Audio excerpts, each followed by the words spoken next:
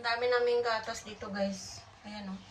Isang batcha. Yan, guys, oh. Galing sa buffalo milk. So, this one is lassi. Come closer. This is lassi and this is the dude milk. I've already make it boil, guys. So, you put like some mix. Magawa ako ng paneer or white cheese na galing sa buffalo milk, guys. So, nilagyan ko siya muna ng lassi. Tapos, binuhos ko yung lassi doon, guys, sa milk na pinakuluan ko. Tapos, ito na siya. This is what I'm saying, guys. Oh. Ayan, nag-separate na siya, guys. So, ito yung gagawin nating paneer. Ayan. Ako ng cloth dyan, guys. At saka dyan natin pipigain yung paneer na ginawa ko. Ayan siya. Ayan, kasi may mga excess pa siya na tubig. Ayan na siya, guys, oh. Ito yung parang kesong puti. So, ganyan na yung natin. Paneer is ready. So, we will gonna put it, guys, in the refrigerator. Like for 5 to 10 minutes. Para lang mag-form siya, guys. Kasi kakat ko siya into pieces. And then, ayun, guys. So, you know that paneer here, guys, in our society or here in Haryana, it's quite so expensive, guys, because buffalo milk is very expensive actually. That's why. So we make our own since we have our buffalo milk here in our house. So I'm very dedicated to make fresh paneer. We will make a kadai paneer for tonight dinner, guys. So I'm the one who's making it.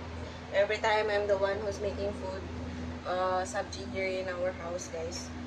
So yeah, I really love to cook Indian food actually, guys. That's why I'm very dedicated to learn how to make Indian food.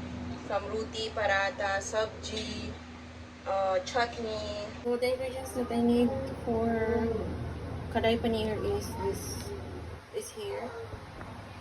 We have garam masala, we have the dahi, guys, tomato onion, chili, and then I also blend tomato onion here for the sauce. And this is chili,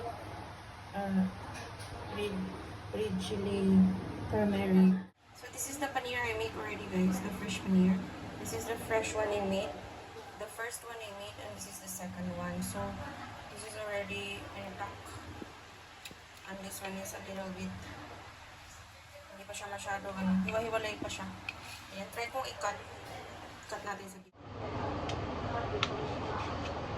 Oh wow. Ayan siya, guys. Oh.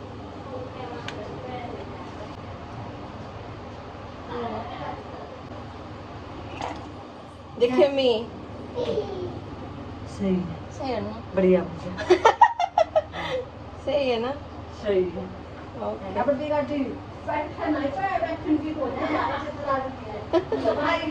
sabi ng nanay ko padiha daw.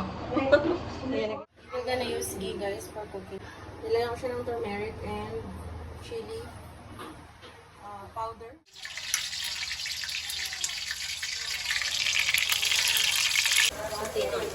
So we will put jeera, guys. I put the spices already, guys. We put garam masala. I'm just cooking the masala, guys. There. We'll put the dahi. After dahi, we're going to put the blended tomato and onion. I put already the dahi, guys, or yogurt. Kaya na ganyan na yung itsura niya.